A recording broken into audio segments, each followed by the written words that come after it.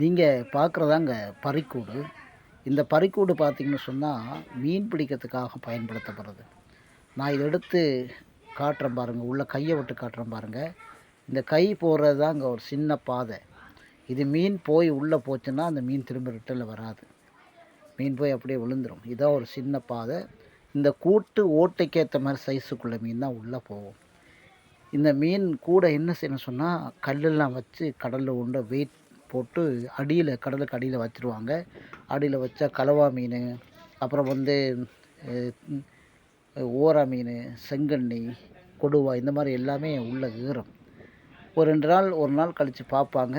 அதுக்குள்ளே தேவையான பழைய மீன்கள், நண்டுகள் எல்லாம் உள்ளே கட்டி வைப்பாங்க. அதை தேடி அந்த மீன் இந்த ஓட்டைக்குள்ளே போகிறோட உள்ளே விழுந்துடும், வெளியே திரும்ப முடியாது. அதனால் இதான் இந்த பறிக்கூடு. இது கொஞ்சம் சேதமடைஞ்ச பறிக்கூடு தான். கடலிலிருந்து எடுத்து கொண்டு போட்டிருக்காங்க.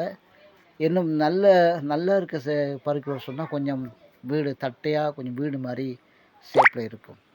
இதான் பறிக்கூடு. இதை நீங்கள் கடற்கரை வழியாக போனீங்கன்னா ஒரு சிலர் இந்த இது ஓரமாக போட்டிருப்பாங்க. இதில் விவரங்கள் நிறைய இருக்குது. அதில் இந்த மாதிரி பறிக்கூடு நீங்கள் பாருங்கள்.